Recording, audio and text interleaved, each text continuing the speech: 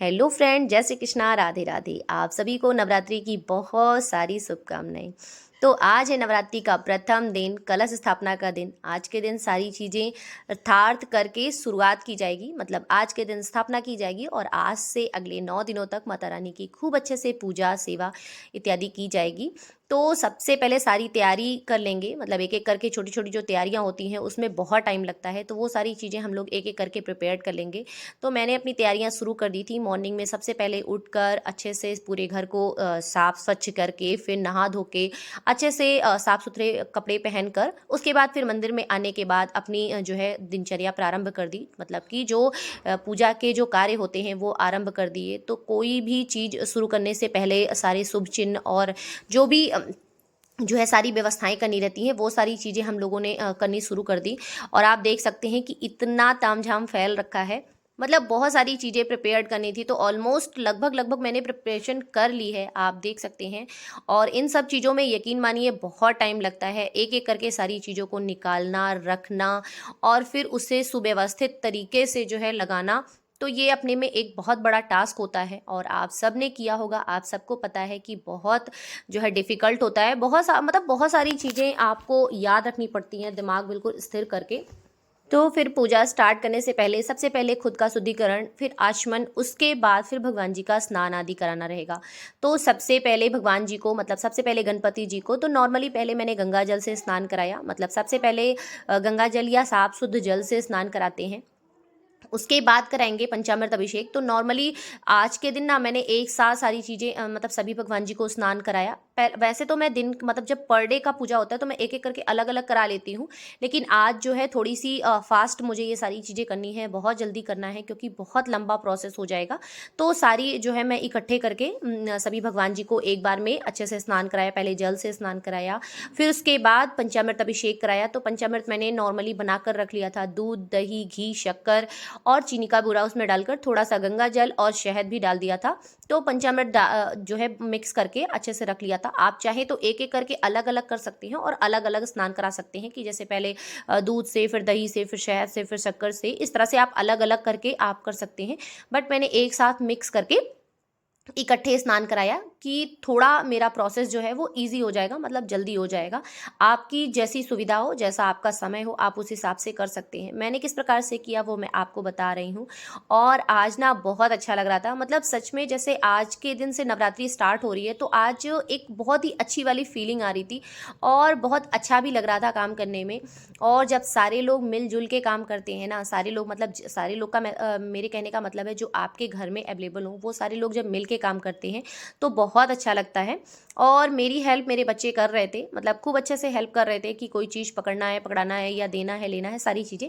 और ये देखिए हमारे लल्ला जी भी तैयार हो रहे हैं। भाई आज नवरात्रि है तो आज इनका भी कुछ विशेष श्रृंगार होगा और अच्छे से इनका भी श्रृंगार आदि हुआ। फिर उसके बाद स्टार्ट हुई पूजा। तो सबसे पहले गणपति जी की पूजा, उनको जो है चंदन अर्पित किया, अष्टगंध अर्पित किया और फिर उन्हें वस्त्र रूपी कलावा अर्पित किया और जनेऊ अर्पित किया। माता को सिंदूर अर्पित किया, अर्थात गौरा माता को।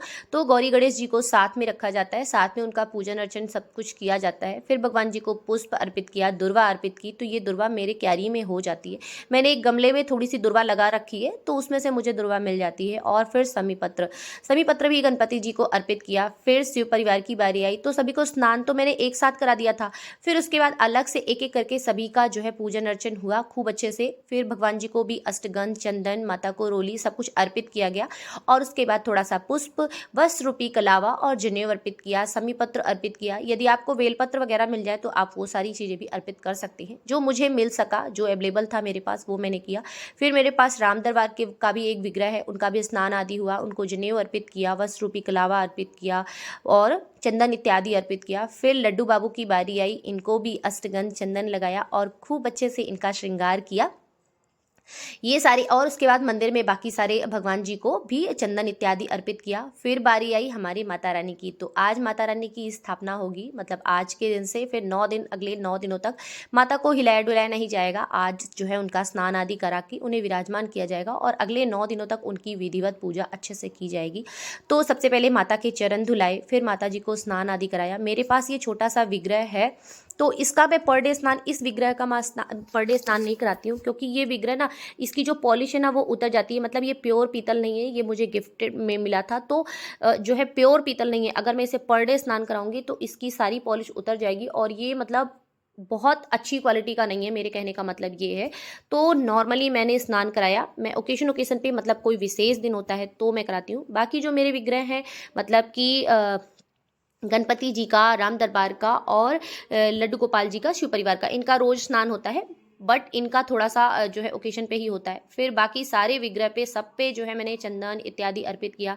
चंदन, अष्टगंध और कुमकुम, मतलब जिसको जो भी अर्पित करना था सभी को अर्पित किया। और आप देख सकते हैं बहुत ही अच्छे से सारी चीज़ें एक एक करके मैंने विधिवत की। और थोड़ा सा टाइम तो लगता ही है, आपको समय देकर करना पड़ेगा। देखिए, कोई चीज़ अगर अच्छे से करना है तो उस पर समय आपको लगना ही पड़ेगा। मतलब कहने का तात्पर्य है, आपको पूरा टाइम देना पड़ेगा। तो थोड़ा सा समय निकाल कर और अच्छे से एकदम रिलैक्स होके वहाँ पर बैठे, ताकि पूरी तरह से पूजा में मन लगे और बहुत ही अच्छा लगे। तो ये सारी चीज़ें थोड़ा सा जो है पेशेंस से करना पड़ता है। और आप देख सकते हैं एक एक करके, मतलब मुझे बहुत अच्छा लगता है ये सारी चीज़ें करना, मुझे बहुत आनंद आता है इन सब चीज़ों में। थोड़ा सा अच्छे से डेकोरेट करना भगवान जी को, और खूब अच्छे से मतलब उस चीज़ को सजा के बहुत ही तरीके से करना, थोड़ा सा मुझे अपने आप में एक टास्क लगता है, मतलब अच्छा लगता है मुझे बहुत आनंद आता है इन सब चीज़ों में। फिर उसके बाद मैंने की नवग्रह की स्थापना। तो आप देख सकते हैं, जो बहुत सारे लोग हल्दी और सुपारी से बनाते हैं, मतलब चावल की डेरी पर हल्दी या सुपारी रखकर नवग्रह की स्थापना करते हैं। तो मेरे पास ऐसा एक विग्रह है, स्त्री विग्रह है, तो उस पे ही मैं नवग्रह की स्थापना करती हूँ। मतलब वो नवग्रह का ही विग्रह है, तो उस पे मैंने स्थापना की है। फिर उसके बाद माता के चरण के जो है पूजा अर्चना की जाएगी। तो माता के चरण पे भी मैंने कुमकुम लगाया, अष्टगंध लगाया, चंदन इत्यादि अर्पित किया, और बहुत ही प्यारा लग रहा था चरण, जैसे लग रहा था साक्षात माता के चरण सचमुच यहाँ पड़े हुए हैं। तो सच में बहुत अच्छा लग रहा था। ये चरण मुझे मतलब मिट्टी का है, लेकिन फिर भी मैं स्नान कराई, क्योंकि जो है नॉर्मली जब आप कराइए तो उतनी जल्दी नहीं खराब होता है। फिर उसके बाद मैंने किया संकल्प के लिए एक जो है पोटली में आप हल्दी, सुपारी, लौंग, इलायची, कमलगट्टा और एक सिक्का लेकर माता का जो है संकल्प करें, उस पर दुर्वा से जल छिड़कें, और अपने मन में इस व्रत को कंप्लीट करने का, अर्थात इस अखंड ज्योत को, इस कलश को और इस व्रत को कंप्लीट करने का संकल्प लें। और माता के चरणों में इसे रख देंगे कि हाँ, अगले 9 दिनों तक मैं आपकी अच्छे से विधिवत पूजा अर्चना करने की पूर्ण कोशिश करूँगी। देखिए, मैं कसम नहीं खाती हूँ, बट हाँ, मैं ये थोड़ा सा मतलब एक डाउट वाला संकल्प करती हूँ, क्योंकि माता रानी देखिए जैसी आप कराना चाहेंगी वैसा मैं करूँगी। तो इस हिसाब से संकल्प करके मैंने माता के चरणों में रखा कि हाँ माता रानी, मैं अगले 9 दिनों तक आपकी सेवा में तत्पर रहूँगी, पूर्ण रूप से मैं आपकी सेवा करूँगी, पूरी कोशिश करूँगी सेवा की। उसके बाद जो अष्टदल कमल बनाया था, उसके ऊपर जो है एक मिट्टी से भरा हुआ पात्र रखा, उसमें ज्वारे बोई, और फिर कलश पर इस तरह से गोबर लगाया, और उसमें भी ज्वारे लगाई, मतलब जौ लगाई, ताकि अच्छे से ज्वारे निकले और खूब अच्छे से जो है ज्वारे उगे। जितनी अच्छी उगेंगी, जितने अच्छे से जो है निकलेंगी ना, वो उतना ही खूबसूरत लगेगा, सुंदर लगेगा। फिर उसमें डाले लौंग, इलायची, कमलगट्टा, हल्दी, सुपारी और एक सिक्का। फिर गंगा जल, थोड़ी सी दुर्वा भी मैंने डाली थी, वो शायद इसमें ऐड नहीं हुई है। फिर उसके बाद गंगा जल, उसके बाद साफ स्वच्छ जल पूरा कंठ तक उसके भर देंगे। उसके ऊपर रखेंगे आम की पल्लव, 9 पल्लव, मतलब 9 पत्तियां हैं, मैंने 9 पत्ती रखी हुई है। आप चाहे तो 7 या 5 रख सकते हैं, बट हाँ, जुड़ी हुई होनी चाहिए। कोशिश करें कि आम की पत्तियां जुड़ी हुई हों। यदि ना मिले तो आप अशोक की पत्ती भी रख सकते हैं। अशोक की पत्ती थोड़ा जल्दी सूख जाती है, मतलब आम की पत्ती काफ़ी दिनों तक चलती है, लेकिन अशोक की पत्ती थोड़ी जल्दी सूख जाती है, इसलिए आम की पत्ती मतलब बेस्ट रहेगी। उसके ऊपर फिर रखा नारियल। फिर कलश का जो है आचमन स्नान कराया, उसकी भी पूजा अर्चना की जाएगी, क्योंकि कलश में सभी देवी देवताओं का वास होता है। तो अब उनका भी विधिवत पूजन किया जाएगा। और इसी समय पे आपको जितना हिलाना डुलाना है, मतलब जितना आपको सेट करना है, कहने का मतलब उस हिसाब से आप सेट कर लीजिए, क्योंकि अब इसके बाद अगले 9 दिनों तक इस कलश को बिल्कुल भी हिलाया नहीं जाएगा। मतलब बिल्कुल भी नहीं, मतलब बिल्कुल भी नहीं। 9 दिनों के बाद, हवन के बाद ये कलश हिलाया जाएगा। तो इसलिए पूरी जो है सावधानी से, अच्छे से विधिवत जिस हिसाब से आप रखिए कि हाँ अब ये 9 दिनों तक सेट रहेगा, तो उस हिसाब से थोड़ा सा सिस्टम से रख दीजिए। फिर उस पे वस्त्र रूपी कलावा अर्पित किया, चुन्नी माता के नाम से चुन्नी अर्पित की और फिर एक नारियल और ध्वजा अलग रखा माता के भोग के लिए। मतलब ये जो कलश का नारियल होता है ये तोड़ा नहीं जाता, ये मन्नत का नारियल होता है, इसे विसर्जित किया जाता है। और अलग से एक प्रसाद रूप मतलब प्रसाद के रूप में माता को कलश नारियल रखा जाता है, जो कि नवमी के दिन जब हवन कर लेंगे उसके बाद फोड़ा जाता है, क्योंकि नवमी की जब हवन कर लीजिए तो एक नारियल फोड़ा जाता है, तो वो नारियल मैंने अलग रख दिया है, मतलब अलग रखा। ये मैं हर पूजा में करती हूँ, 2 नारियल रखती हूँ, एक नारियल नॉर्मली कलश पर रहता है और एक प्रसाद रूपी अलग से रहता है। फिर उसके बाद अखंड जोत जो है प्रज्वलित कर लेंगे, तो उस पे खूब सारा मैंने अच्छे से अष्टगंध और चंदन, रोली इत्यादि लगाया। फिर उसका जो है दीपक प्रज्वलित किया, आचमन किया बहुत ही अच्छे से। और ये देखिए कितना सुंदर लग रहा है, सच में बहुत ही प्यारा लग रहा था। मैंने जो है एक बेस करके उसके ऊपर अष्टदल कमल बना के फिर उसके ऊपर अखंड जोत रखी है, तो बहुत ही अच्छे से और बहुत ही सिस्टम से मतलब ये सारी चीज़ें सेट हो गई हैं। इस बार ये मैं नया ली थी और मुझे बहुत ही प्यारा लग रहा था ये सेटअप, मतलब इस तरह से जो मैंने सेट किया मुझे मुझे पर्सनली बहुत अच्छा लग रहा था। आप लोग को कैसा लग रहा था कमेंट करके बताइएगा। फिर उसके बाद माता को इत्र अर्पित किया, माता को और मंदिर में जितने भी विग्रह हैं सभी को इत्र अर्पित किया। तो नॉर्मली जो इत्र छोटी डिब्बी आती है वो कॉटन में लगाकर मैंने रख दिया था। उसके अलावा फिर स्प्रे बॉटल जो आता है उसको अच्छे से स्प्रे किया सभी भगवान जी पर, मतलब पूरे मंदिर में अच्छे से स्प्रे किया, ताकि पूरी महक सभी भगवान जी के पास अच्छे से जाए। और जो भी चीज़ें करिए ना दिल से करिए, मन से करिए, सच में बहुत अच्छा लगता है। फिर माता को सिंदूर अर्पित किया, मतलब कि माता के चरण पे, फिर माता के जितने भी विग्रह थे उनको सिंदूर अर्पित किया। फिर माता को जो है वस्त्र, लाल और पीले वस्त्र अर्पित किए। फिर उसके बाद एक साड़ी, मतलब एक चुन्नी जो है मैंने अर्पित की। फिर उसमें थोड़ी सी श्रृंगार की सामग्री अर्पित की। और आप लोग ना कोशिश करें कि श्रृंगार की सामग्री जो जो पैकेट आती है ना, प्लीज़ वो बिल्कुल मत चढ़ाएं। मुझे वो पर्सनली नहीं पसंद है, क्योंकि उसमें इतनी अननेसेसरी चीज़ें होती हैं, वो चढ़ाने के बाद किसी काम नहीं आती हैं। तो वो चढ़ावा, मतलब प्रसाद जब हमें मिलता है और उसमें कुछ चीज़ें ऐसी हों जिसका कोई उपयोग ना हो, तो फिर वो अननेसेसरी ही जाती हैं। तो ऐसी कोई चीज़ें नहीं चढ़ानी चाहिए। आप खुला नॉर्मली सिंदूर, बिंदी और मतलब जो भी अफोर्ड कर सके, जो भी आदमी स्वेच्छा से चढ़ा सके, जो इच्छा हो वो चढ़ाएं। बट हाँ, कुछ ऐसी चीज़ें कि जो यूज़ में हो, जो यूज़फुल हो और जिसका कहीं यूज हो, तो ऐसी चीज़ें थोड़ी ठीक लगती हैं। अननेसेसरी चीज़ें मुझे पर्सनली नहीं समझ में आता है। फिर उसके बाद मैं जुट गई अपने हवन की जो है तैयारी के लिए। छोटा सा जो नॉर्मली हवन करती हूँ तो उसकी तैयारी के लिए, और बच्चों ने अपनी कलाकारी शुरू कर दी। ये आप देख सकते हैं ये लोग क्या कर रहे हैं, लेकिन जो भी कर रहे हैं अच्छा लग रहा था। मतलब ये लोग अपनी प्रिपरेशन, मतलब अपनी जो है एक्सपेरिमेंट उसमें लगे हुए थे कि हाँ ये सारी चीज़ें कैसी लगेंगी। तो उर्ली भरने का काम इन लोगों का था, तो ये लोग भर रहे थे और बहुत अच्छे से। फिर उसके बाद मैंने हाँ जो है उसमें कपूर डालकर उसको छोड़ दिया था, कि ताकि कंडों में आग जो है मतलब बन जाए और उस पर जब मैं हवन करूं और बहुत अच्छे से हो जाए। तो ये उधर अपनी प्रिपरेशन में चल रहा था। उसके बाद फिर मैंने बीच में पाठ कर लिया, मतलब पाठ थोड़ा लंबा रहता है इसलिए करते करते थोड़ा टाइम लगता है। तब तक मेरी आग भी मतलब आग भी उस पर तैयार हो जाएगा कंडों में, और इधर मेरा पार्ट भी हो जाएगा। तो थोड़ा फास्ट करती हूँ, जल्दी जल्दी हो जाता है और अच्छे से आप सब देख सकते हैं। बाकी सारी चीज़ें यथार्थ, मतलब बहुत ही अच्छे से हुआ था। जब सुकून से करिए तो बहुत ही अच्छे से और बहुत ही शांति से हो जाता है। मेरा पार्ट वगैरह भी मुझे मुझे बहुत सेटिस्फेक्शन मिला इस बार की पूजा में। बहुत ही सुकून मिला कि हाँ सब कुछ अच्छे से हो गया। फिर छोटा सा हवन था वो मैंने किया। तो सबसे पहले 5 बार भगवान जी का नाम लेकर जो है बुक्स, जो दुर्गा सप्तशती की बुक होती है ना, उसमें बाकायदे दिया रहता है हवन की पूरी विधि। आप उसको देखेंगे और उसमें मंत्रों का उच्चारण आप उस समय पढ़कर कर सकते हैं। ऐसे नॉर्मली मंत्रों का उच्चारण हर समय नहीं करना चाहिए, इसलिए मैं नॉर्मली बता रही हूँ कि 5 बार घी डालने के बाद फिर उसके बाद साकल डालेंगे। तो पर्सनली मैं अपने आप से कर लेती हूँ, मतलब मैं इसमें किसी भी पंडित जी की ज़रूरत नहीं पड़ती है पर डे, क्योंकि ये पर डे हवन रहता है।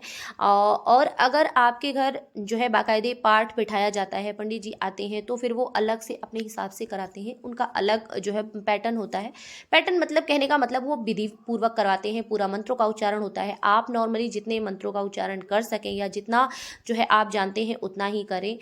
और कुछ चीज़ें ना जैसे मैं नहीं करती हूँ, जैसे बहुत ज़्यादा मैं मंत्रों का उच्चारण थोड़ा सा कम करती हूँ, क्योंकि मुझे डर रहता है। क्योंकि सारी चीज़ें आपको जानकारी, कोई भी चीज़ बिना जानकारी के नहीं करनी चाहिए मेरे हिसाब से। मैं अपनी पर्सनली अपनी चीज़ें बता रही हूँ कि जब तक उस चीज़ की जानकारी ना हो, उस चीज़ में अच्छे से ज्ञान ना हो, तो उस चीज़ों को नहीं करना चाहिए।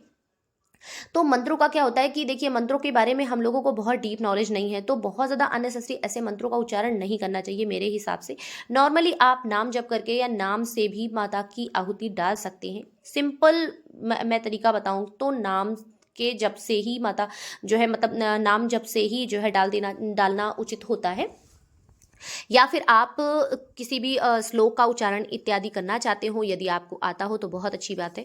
तो मेरा छोटा सा हवन आप देख सकते हैं हो गया। फिर मैं माता को ये धूप दिखा दूंगी, क्योंकि ये एक प्रसाद, एक कंप्लीट प्रसाद होता है। हवन मतलब पूर्ण आहुति, मतलब एक कंप्लीट भोग होता है माता को। जो भी चीज़ें हम नहीं चढ़ा सके हैं, नहीं अर्पित किए हैं या भूल गए हैं, वो एक कंप्लीट भोग होता है माता के लिए। तो ये देख सकते हैं, सब कुछ बहुत विधि पूर्वक बहुत ही अच्छे से हो गया था और मुझे पर्सनली बहुत अच्छा लग रहा था। मैं बार बार आप सबसे कह रही हूँ कि मुझे सच में बहुत अच्छा लग रहा था, और आप लोगों को कैसा लग रहा था कमेंट करके ज़रूर बताइएगा। क्योंकि अपनी चीज़ें तो सबको अच्छी लगती हैं, बट हाँ, सामने वाले को कैसा लग रहा है ये जानना ज़रूरी होता है। तो पर्सनली मुझे बहुत अच्छा लगा, आप लोग को कैसा लगा ये जानना ज़रूरी है। और फिर उसके बाद उसे थोड़ा सा जो है माता को दिखा देंगे, आरती भी कर लेंगे उससे, कि हाँ उसका पूरा ध्वनि जो है पूरे जगह पे अच्छे से फैल जाए। और इतने अच्छे से फैला था ये ध्वनि, मतलब इसका धुआं पूरे घर में धुआं धुआं हुआ था, और सच में बहुत ही अच्छी सी खुशबू आ रही थी। जब उसमें पूर्ण आहुति पड़ती है ना, तो उसकी एक अलग महक होती है। उसके बाद फिर हम सब ने किया आरती, खूब अच्छे से आरती किया विधि पूर्वक, खूब लंबी चली। और आप देख सकते हैं मतलब अच्छे से किया, बारी बारी करके मैंने किया, फिर दोनों बच्चों ने किया, और अच्छे से मतलब सारी चीज़ें हो गई थी। और ये सारी प्रिपरेशन लगभग लगभग मैंने प्रिपरेशन एक रात, मतलब एक दिन पहले कर ली थी। मतलब कि मंदिर का डेकोरेशन और बाकी सारी चीज़ें, भगवान जी को वस्त्र वगैरह सब सारी चीज़ें मैंने विधिवत जो है एक दिन पहले कर ली थी। मतलब एक दिन पहले पूरी मंदिर जो है खाली करके फिर पूरी क्लीन की। उसके बाद फिर गंगा जल डालकर सारे भगवान जी की प्रतिमा, विग्रह, ये सारी चीज़ें क्लीन की, मतलब एक एक करके क्लीन किया। फिर जो प्रतिमाएं थी उन सब पे जो कपड़े, वस्त्र इत्यादि जो लगाने रहते हैं, वो सारी चीज़ें लगाई। और फिर उसके बाद नेक्स्ट डे मॉर्निंग में पूजा अर्चना अपना सब कुछ करने के लिए बैठ गए। तो प्रिपरेशन के नाम पे एक दिन पहले जौ भिगा दिया, अष्टदल कमल बनाकर रख लिया, और अखंड जोत में बाती डाल कर रख दिया। तो ये सारी चीज़ें, जैसे ये सारी प्रिपरेशन एक दिन पहले हो गई थी ऑलमोस्ट। और मंदिर के जो भी तोरण वगैरह ये सारी डेकोरेशन थी, ये सारी भी तो एक दिन पहले ही हो गई थी, क्योंकि सेम डे कर पाना बिल्कुल भी पॉसिबल नहीं होगा। मतलब सेम डे तो बिल्कुल ही नहीं हो सकता है। तो ये सारी चीज़ें मैंने अच्छे से एक दिन पहले कर ली थी। और नवरात्रि है तो पूरे घर की डीप क्लीनिंग, तो ये सारी चीज़ें मेरी लगभग लगभग 15 दिन पहले से ही चल रही थी। तो मैंने अच्छे से सारी चीज़ें एक एक करके कर ली थी। और आरती हो गई थी। फिर उसके बाद आचमन किया। आरती के बाद आचमन अति आवश्यक होता है, बहुत ज़रूरी होता है। मतलब आरती को ठंडा किया जाता है, अग्नि को ठंडा किया जाता है। तो उसके लिए जो है आचमन इस तरह से जल को कुशा से घुमाकर जो है आचमन कर लीजिए। यदि आपके पास कुशा नहीं है तो आप सिंपल जो आचमनी होती है उससे भी आप कर सकते हैं। उसके बाद आज के भोग में है पंचामृत, पंचमेवा, बाकी फल और महाप्रसाद। महाप्रसाद जो कि रोज लगता है, बिल्कुल स्किप नहीं होता है। मेरे यहाँ का चलन है, मैं अपने जो है अपनी चीज़ों को बता रही हूँ, मैं लगाती हूँ। यदि आपकी इच्छा हो तो आप भी लगा सकते हैं। महाप्रसाद मतलब होता है एक कंप्लीट भोग। मुख शुद्धि के लिए भी पान चढ़ाया जाता है, तो उसके लिए भी जो है वो सारी चीज़ें भी अर्पित की जाती है। मतलब उसमें लौंग, इलायची, कमलगट्टा, हल्दी, सुपारी और जो है, हाँ बस इतना, लौंग इलायची, मतलब ये सारी ये जो है एक मुख शुद्धि के लिए भी होता है और एक कंप्लीट भोग भी माना जाता है। तो इसलिए महाप्रसाद अति आवश्यक होता है, मेरे हिसाब से जरूर लगाना चाहिए। यदि आप 5 नहीं लगा सकते तो एटलीस्ट एक पान जरूर लगाएं। माता को पान अति प्रिय है, पान जरूर अर्पित करें। और ये रहे हमारे लल्ला जी। तो आज इन्होंने पहनी है ऑरेंज कलर की ड्रेस और ऑरेंज कलर की पग, जिसमें वो बहुत ही प्यारे लग रहे हैं। इसके बाद मैंने किया माला, मतलब कि नाम जप। तो मतलब जितना समय मिल पाता है मैं उतना कर लेती हूँ, 2, 4, 5, 10, जितनी जितनी कैपेसिटी हो, जितना समय हो। क्योंकि समय पर निर्धारित होता है, निर्भर होता है कि मुझे और क्या करना है। जैसे और किसी काम में अगर मुझे जाना है तो फिर एक ही कर लूँगी, या फिर बाद में कर लूँगी, तो उस हिसाब से सिस्टम से। लेकिन इस दिन मतलब आज जो है मैंने थोड़ा सा काम अपने आप को सिस्टम से सेट कर रखा था कि हाँ मुझे इन समय पे क्या काम है। क्योंकि आज के दिन अगर मैं टाइम शेड्यूल नहीं सेट करूँगी तो फिर बहुत गड़बड़ हो जाएगा, क्योंकि बहुत लंबा प्रोसेस है सारी चीज़ों को अरेंज करना, लगाना, करना और अच्छे से करना। तो टाइम मुझे मिल गया था और मैंने अच्छे से जो है नाम जप भी किया। और मेरे दिनचर्या में नाम जप बहुत ज़्यादा इम्पोर्टेंट है, क्योंकि मुझे बहुत सुकून मिलता है नाम जप से। और ये देखिए मेरी कंप्लीट पूजा हो गई थी। और आप सबको ये व्यू, मतलब जो भी सारी चीज़ें मैंने सेटअप की है वो कैसा लग रहा था, कमेंट करके जरूर बताइएगा। तो मैं फिर से पूरा आपको पूरा मंदिर दिखा देती हूँ कि पूरा मंदिर कैसा लग रहा है। ये बाहर से लुक है, मतलब मंदिर के बाहर से पूरा कंप्लीट व्यू आप देख सकते हैं। ये थोड़ा दूर से, मतलब आंगन से है। और ये देखिए पूरा कंप्लीट व्यू कैसा लगा। तो सच में बहुत अच्छा लग रहा है, मुझे अच्छा लग रहा है। बाकी आपका तो आप बताएंगे तो मैं जानूंगी। तो ये मंदिर कंप्लीट व्यू बाहर से ऐसा लग रहा है, ऐसा व्यू जो है सेटअप आया। और सारी चीज़ें अरेंज हो गई थी सिस्टम से, सारी चीज़ें एक एक चीज़ अपनी अपनी जगह पे सब सेट हो गई थी। और स्लैब पे बहुत ज़्यादा जगह नहीं रहती है, तो ये सारी चीज़ें मैं नीचे एक पाटा लगाकर उस पर सब सेटअप करती हूँ, ताकि जो है अपनी अपनी जगह पे सब एक स्टेप बाय स्टेप सेट रहे। और किसी चीज़ का बहुत ज़्यादा मिस ना हो, कि मतलब एक में एक रखने पे उठाने पे थोड़ी सी दिक्कत हो। तो इसलिए थोड़ा सा कोशिश करती हूँ कि सारी चीज़ें बहुत ही अच्छे से और एक एक करके जो है क्लियर विजिबल हो। और अखंड जोत भी आप देख सकते हैं बहुत ही अच्छे से और बहुत ही तरीके से जल रही है। बाकी सारी जो है भगवान जी के विग्रह इत्यादि वो सारी चीज़ें अच्छे से सेटअप हो गई हैं। कलश अपनी जगह पे सब बिल्कुल सेट हो गया है। माता की जो है प्रतिमा भी बहुत ही अच्छे से सेट है, बिल्कुल हिलने डुलने का कोई चांस नहीं है। मैं सारी चीज़ें विधिवत क्लियर करके सेट करके रख दी हूँ। और ये देखिए अखंड जोत सच में बहुत प्यारा लग रहा था। मतलब आज मुझे सच में बहुत ज़्यादा सेटिस्फेक्शन हो रहा था, बहुत सुकून मिल रहा था यहाँ बैठने के बाद।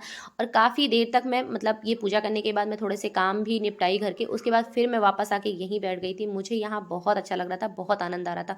मतलब सच में एक जैसे एक सेटिस्फेक्शन मिल रहा था, एक सुकून मिल रहा था, बहुत ही अच्छा फील हो रहा था। तो आप सबको कैसा लग रहा था कमेंट करके जरूर बताइएगा। मुझे तो बहुत अच्छा लगा, लेकिन आपके कमेंट का मुझे बेसब्री से इंतज़ार रहेगा। सो फ्रेंड्स, वीडियो अच्छा लगा हो तो लाइक कमेंट शेयर करना बिल्कुल ना भूलिए। इसके अलावा अगर आप हमारे चैनल पर नए हैं तो चैनल को सब्सक्राइब कर लीजिए, बेल आइकन भी दबा दीजिए, ताकि वीडियोज़ की नोटिफिकेशन आप सभी को मिलती रहे। तो चलती हूँ, मिलती हूँ नेक्स्ट वीडियो में। नेक्स्ट वीडियो देखना बिल्कुल ना भूलिएगा, क्योंकि मैं 9 दिन के एक एक करके अलग अलग सारी वीडियो आपको ज़रूर शेयर करूँगी कि मैंने इन 9 दिनों में किस प्रकार से सारी पूजा अर्चना की, ताकि आपको पूरी जानकारी मिलती रहे कि 9 दिनों में मैंने क्या क्या किया। तो मैं डिटेल में आप सभी के साथ शेयर करूँगी। मिलती हूँ नेक्स्ट वीडियो में। जय श्री कृष्णा, राधे राधे। आप सभी को नवरात्रि की बहुत बहुत बहुत सारी शुभकामनाएं। Good bye.